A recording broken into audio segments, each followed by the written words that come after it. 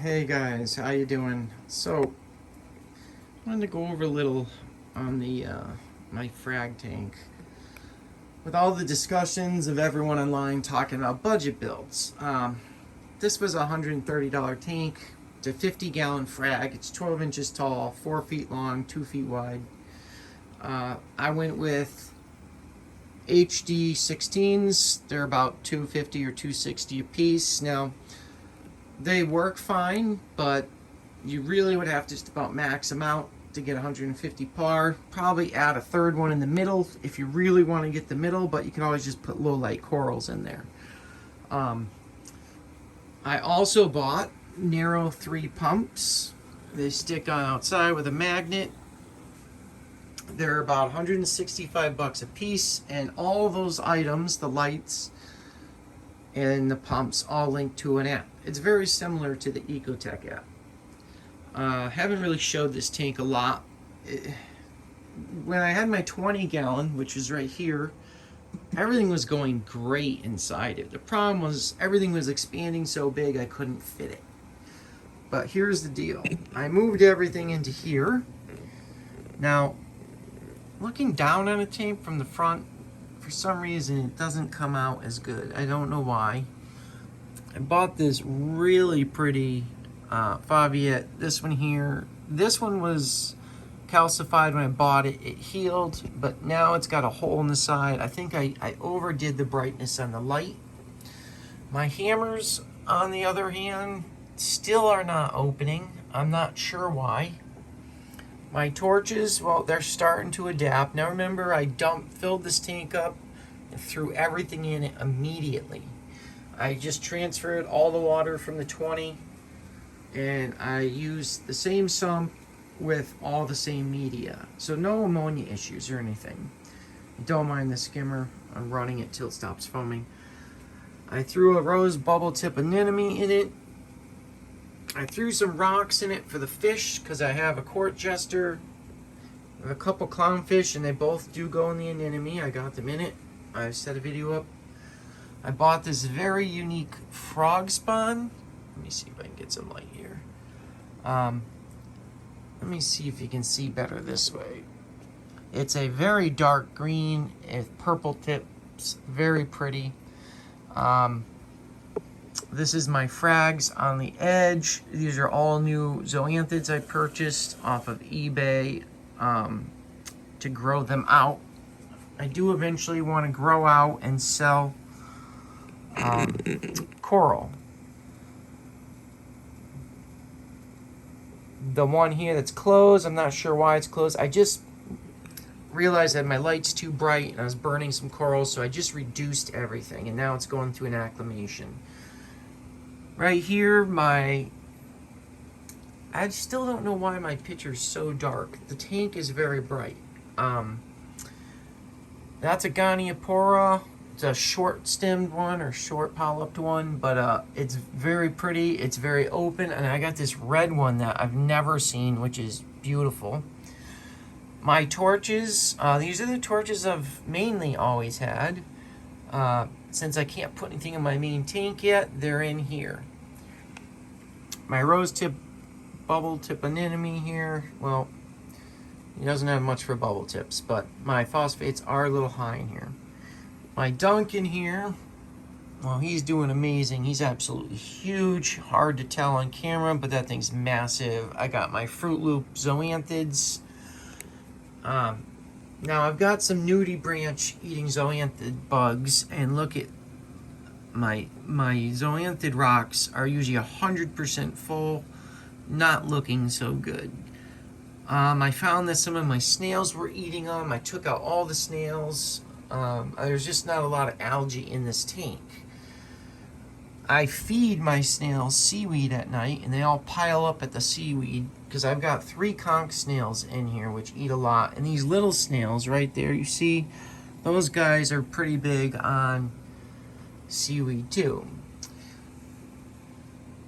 I can't explain my hammers, why they won't open. They wouldn't open in the 20 either, but in the 20, everything else was phenomenal.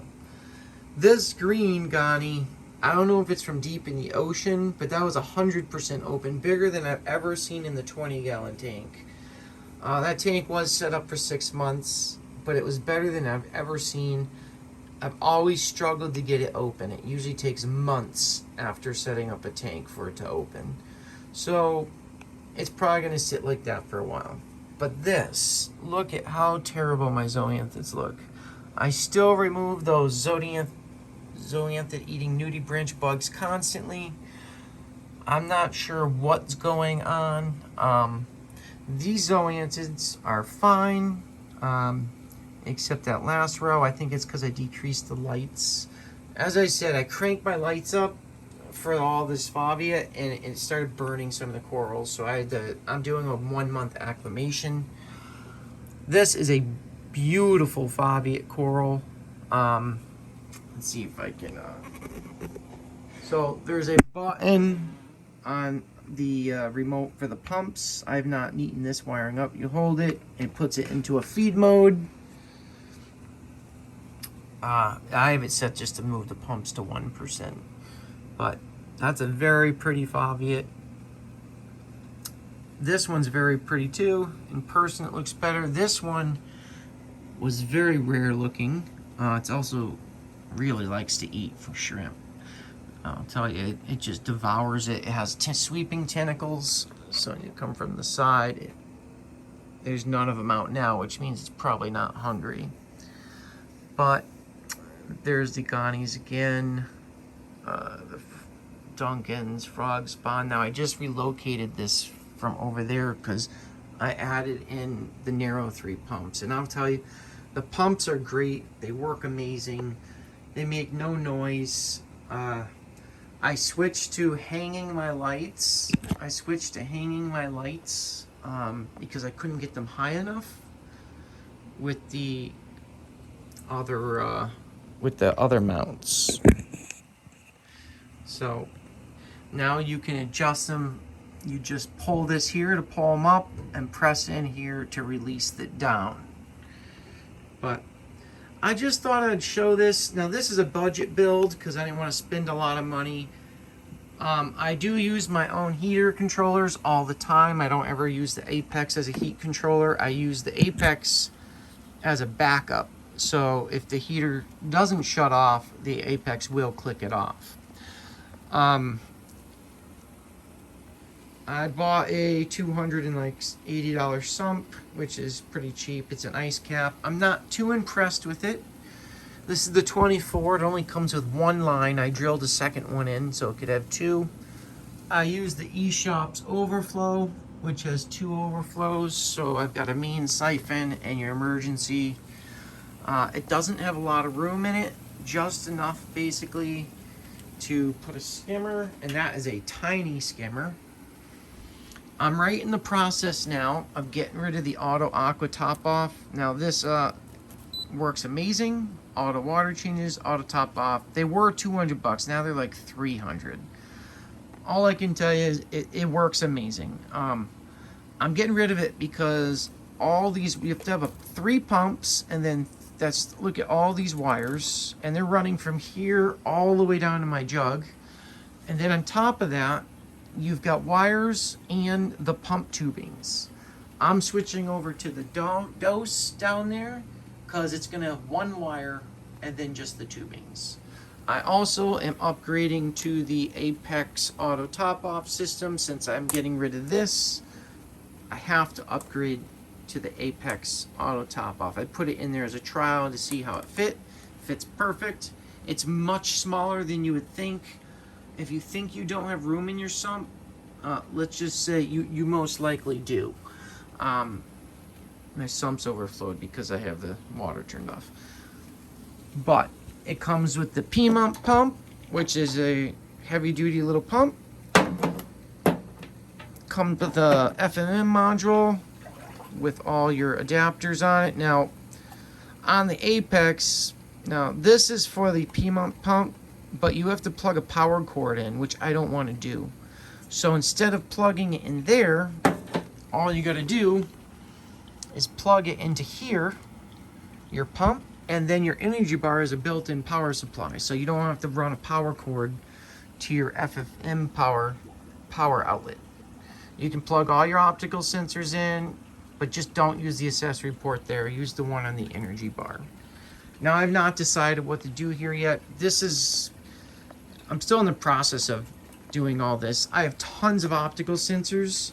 I found out a way through the apex to put one up here and one at the bottom, and anytime it hits the bottom one, it's going to automatically fill from my fresh water here and refill it over here automatically through the apex, because this is only a 3-gallon one and I have to fill it constantly.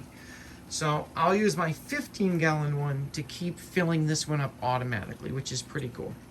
The apex works great. I'm not happy on the accessories, but the auto top off, I have nothing to say yet. The energy bars work okay. Their wattage is not precise, so I don't think it is. It fluctuates a lot.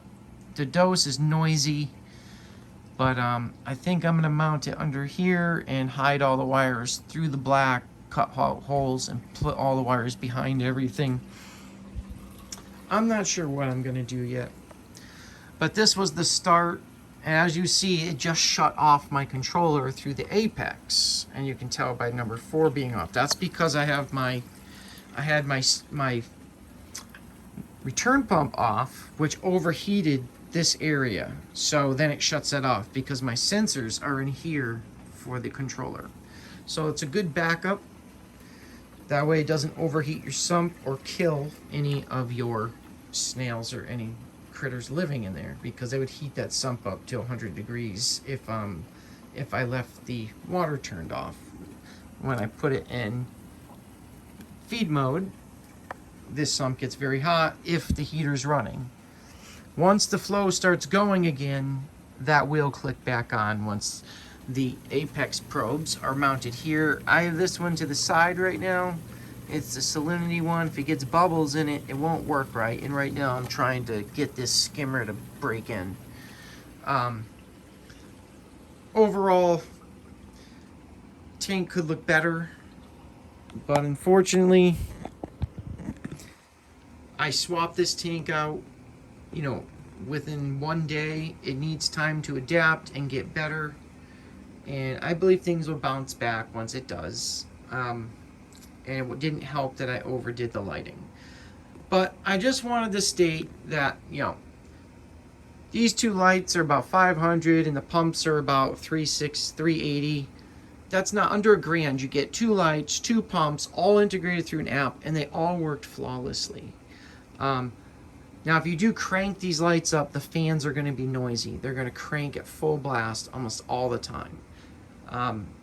So if you're gonna buy these lights, don't max them out if noise is an issue. Set them on a tank that's more appropriate. I could use 3 on this tank. I could even use 4 on this tank.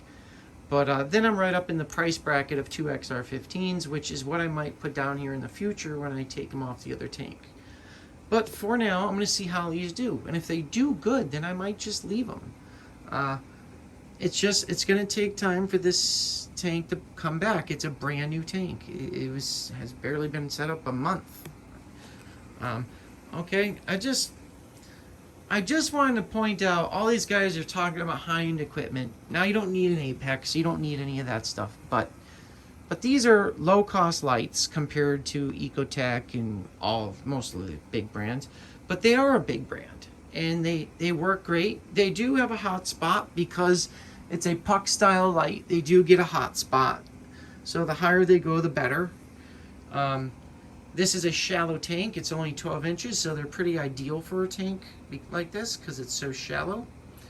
They're designed for smaller tanks. They're not going to work on a big giant tank unless you had, 8 of them cranked up. But then you're going to have 8 fans cranking. So be aware. The fans are not quiet when they're at 100%. But anyways, I just thought I'd throw up this video. This tank did not cost me much to put up. It's probably $1,200, and it's a decent size 50-gallon frag tank. With all the Apex equipment, I mean, you're adding in thousands of dollars. But this heat controller with Wi-Fi, they're 50 bucks on Amazon or 55. I also use the BRS heaters.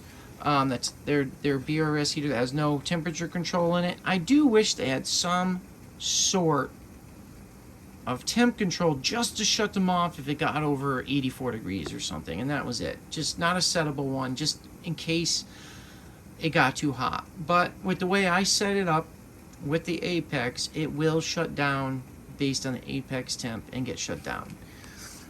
But overall, I think in time everything here will get better.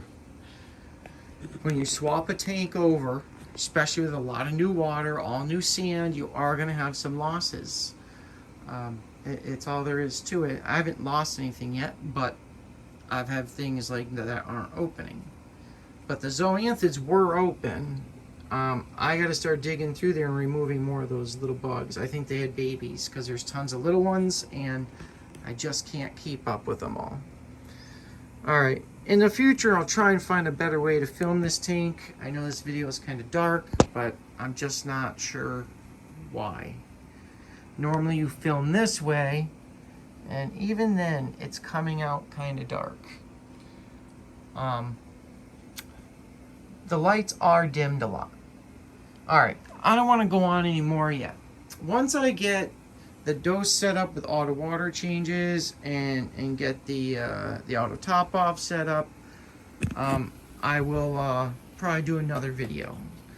But for now, this is good enough. I just want people to know that you don't have to go crazy with lights as long as you have shallower tanks. If you got a tall tank, these lights are not going to do it. You'd probably have to put them a couple inches from top of the tank. And you'd have to have a lot of them. And this is where, some companies are saying, oh, you can put 8 of these on your tank. Yeah, if you put 8 of these on an 18 to 2 foot deep tank, you're going to have 8 fans running at probably 80 to 100% all the time. It's going to be the loudest room in your house. I don't suggest it. But they're great for small builds, cube tanks. App is decent. Not as good as the Ecotech app, but it's decent. Alright. Alright. That's it for now. And I'll update you as soon as I can. Alright. I'll see you guys.